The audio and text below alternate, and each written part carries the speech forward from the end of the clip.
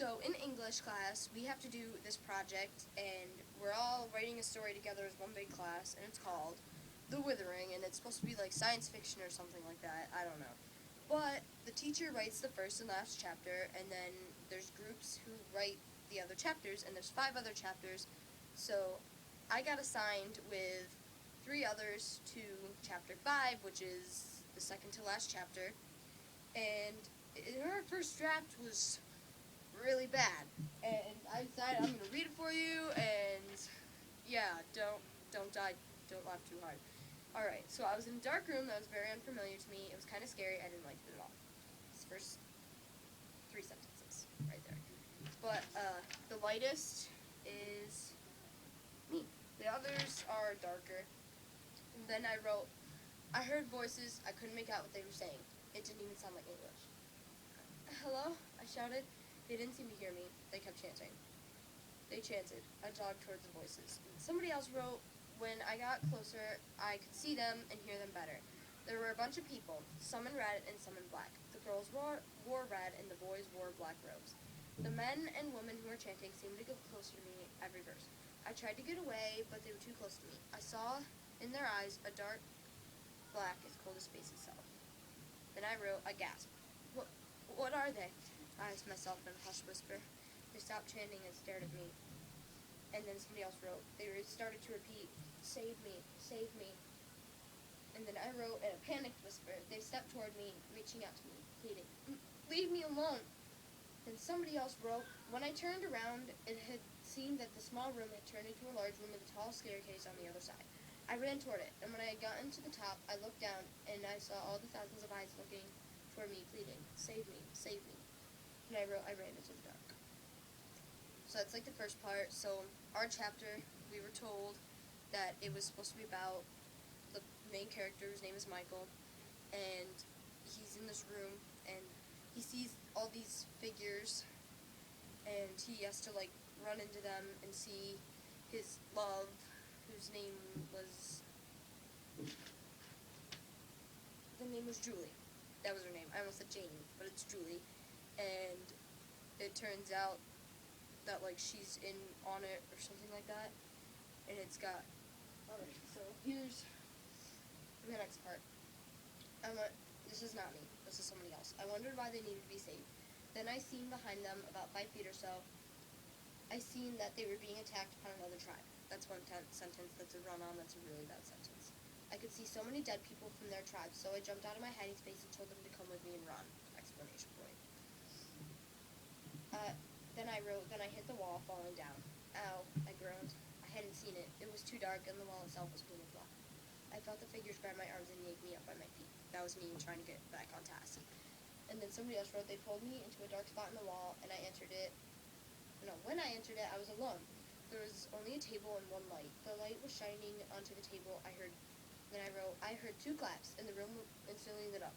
In a chair in the center of a large table sat Julie. Julie, I asked almost in a panicked tone. And somebody else wrote, I wasn't sure if this was just a trick.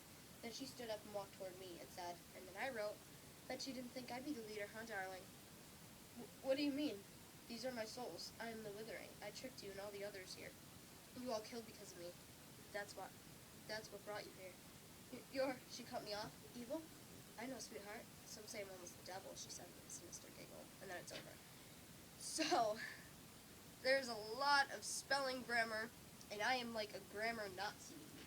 None of the I's were capital unless I went back and capitalized them, and then I was just like, you know what, no, I'm done with this. And I stopped, and there were a lot that still needed to be capitalized. It was really bad, and then most of them, besides a few, most of the beginnings weren't capitalized. I was like, oh my god, guys, come on, let's get with the program here. Come on, learn. And then there was this one kid who decided to write about the tribes, and then when I tried to get us back on task, he said that I was getting us all off track, and I was like, go back and read the directions, sweetheart. Just go read the directions, because you're way off. I mean, we're not in social studies, we're in English. This is sci-fi, not historical fiction. And it's just, you want to know what I see when he wrote they were being attacked upon by another tribe. I could see so many dead people from their tribe, so I jumped out of my hiding space. You know what I seen? I'll show you what I seen.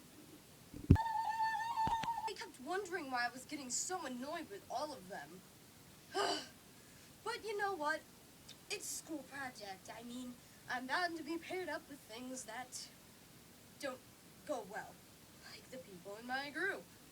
Oh, we argue more than anybody else, because everybody got put with who they wanted to be with, except for us four. I mean, I got put with one of my buddies, yeah, but I got put with some people that I don't really get along with, and you just kind of got to work through the project, and I almost didn't end up doing the project because I was getting so annoyed with these people, but you gotta do what you gotta do. So maybe it might turn out good. I might just roll through the night before and just go change it all, you know. But that's only because I'm gonna add in stuff from the group. Like, I don't want to be talking about tribes or just things that don't make sense. I mean, it's supposed to make sense, you know?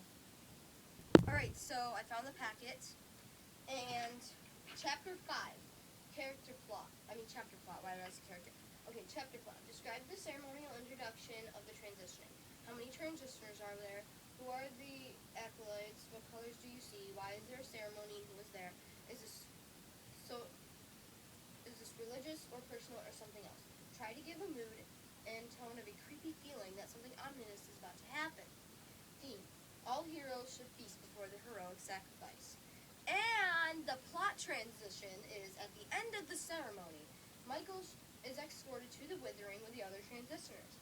As they get closer to the building, Michael remembers the 4-foot figure and the white chair, resulting in a panic attack. Michael quickly ducks underneath the arms of the champion acolytes and sprints for the edge of the ceremony, only to be stopped in the crowd by a crowd of people with lockdowns. Suddenly he sees Julie.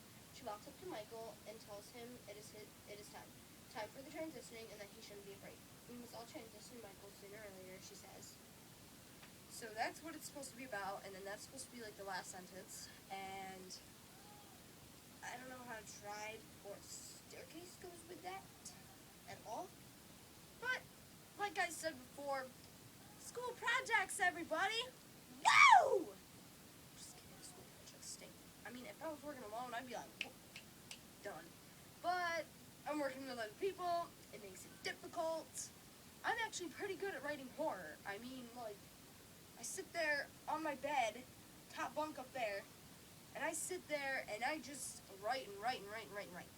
But we're on, like, the third draft now, and the second draft is 2 sentences. 2 sentences. Alright.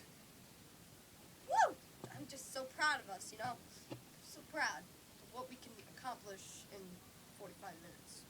I mean, we accomplished that in 2 days, and then we just kind of failed from the rest of it. But we're supposed to have a bunch of drafts, so you know what, that counts. So... Alright, so question of the day. How do you feel about working on school projects with other people, and are you in a school project right now? Yeah, it's a 2-part question. Woo! But, yeah, that's pretty much it. Remember to subscribe.